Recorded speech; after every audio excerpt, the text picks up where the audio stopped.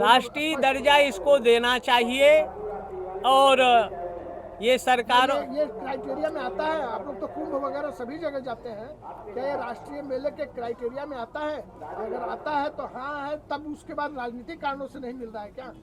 अब क्या कारण है, लेकिन जहां 5 लाख से ज्यादा लोग एकत्र हों, कुंभ एक्ट ये कहता है उसको राष्ट्रीय दर्जा देना चाहिए और उसको राष्ट्रीय सम्मान मिलना चाहिए, राष्ट्रीय स्तर की व्यवस्था होना चाहिए।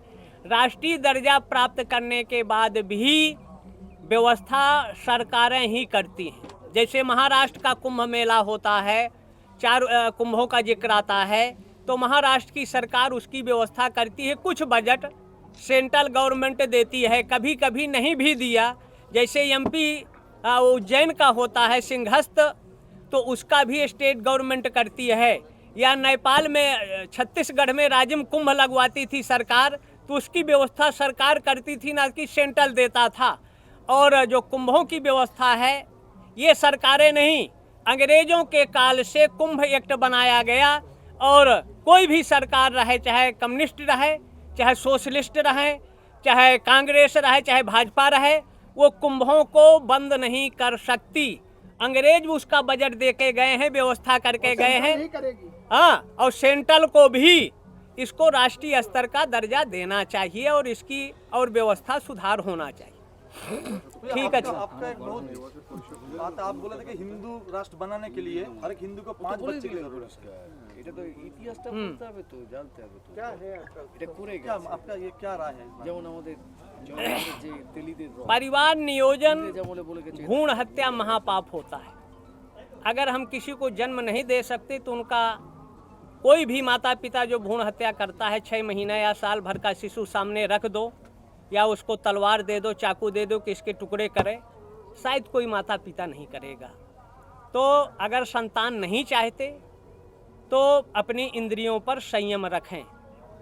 लेकिन भ्रूण हत्या महापाप है। और जहाँ तक 5 का प्रश्न है, वैसे ऋग्वेद में 8 पुत्रों का उल्लेख आता है।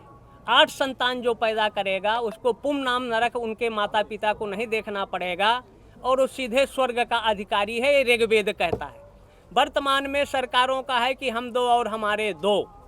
तो अगर 2 का प्रकरण हम लेते तो आज कृष्ण बलराम हम लोगों को नहीं मिलते, या भरत शत्रुघ्न नहीं मिलते। जब राम का राज्य का होने का था, हो गया वनवास, तो अयोध्या में भी रक्तपात हुआ होता।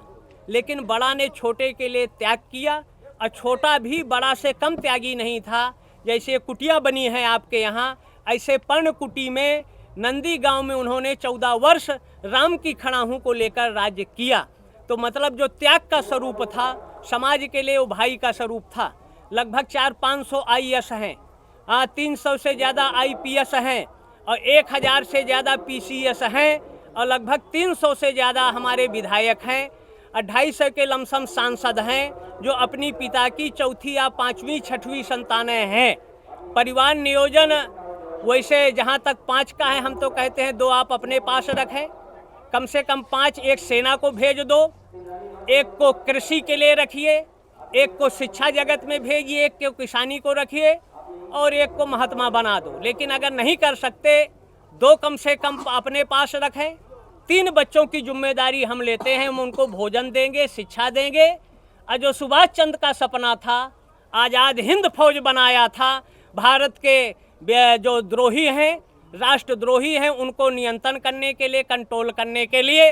और सुभाष चंद्र जैसा व्यक्ति नहीं होता तो 1 लाख भी गांधी हो जाते, भारत को आज़ादी नहीं मिलती। लेकिन आज़ादी के 75 सालों के बाद, मतलब अखंड भारत का प्रथम प्रधानमंत्री सुभाष चंद्र बोस थे, जिसको ना पाकिस्तान बना था ना बांग्लादेश बना था, और विश्व के लगभग 15 देश सुभाष चंद्र को प्रथम प्रधानमंत्री के रूप में मान्यता दिया था। लेकिन भारत के इतिहासकारों ने या हमारी मीडिया ने इस बात को कहीं उल्लेख नहीं करती, दिखाती नहीं। इसलिए सुभाष चंद्र का जो सपना था, उन्होंने दे दी आज़ादी बिना खड़ग बिना ढाल। सुभाष चंद्र जब कांग्रेस के प्रत्याशी चुने गए, कांग्रेस का महात्मा गांधी का प्रत्याशी सीता पट्टा रमैया 12 वोट पाया, तो महात्मा गांधी अनशन में बैठ गया कि सुभाष चंद्र बोस हमको कबूल नहीं है, अध्यक्ष इनको त्याग पत्र देना चाहिए। जो ये नाइंसाफी हुई है उसी का परिणाम आज देश भोग रहा है। सुभाष चंद्र ने जो किया, जो आज़ाद हिंद फौज बनाया और शिक्षा के माध्यम से जब शिक्षा ले रहे थे, उनका एक थप्पड़ मारा प्रोफेसर ने, और सुभाष चंद्र ने मातृभूमि के बंधन के बारे में कहा। उनके पिता जानकी बाबू उस समय के लायर थे, बड़ा सम्मान था। ये हुआ कि माफ़ी मांग लो।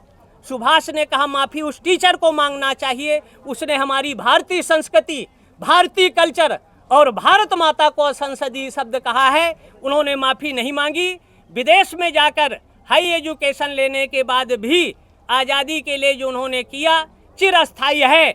लेकिन सुभाष चंद्र का ना आज इतिहास में पढ़ाया जाए, न भूगोल में पढ़ाया जाए। इसलिए बंगाल की कम से कम शिक्षा में LKG से लेकर MA तक एक पाठ सुभाष चंद्र बोस का अनिवार्य होना चाहिए, जिससे उनकी विचारधारा चिंतन से लोग आत्मसात करें। ये जो बंगाल का भूमि है, अगर देखा जाए भक्ति के क्षेत्र में चैतन्य महाप्रभु और तपस्वी के क्षेत्र में कपिल मुनि, और विवेकानंद ने विश्व पटल पर जो बंगाल का या सनातन का मान सम्मान किया था, तो हमारे महापुरुषों को इतिहास से जो किनारे किया गया है उनको इतिहास में अंकित करना चाहिए, नए जनरेशन को बताना चाहिए।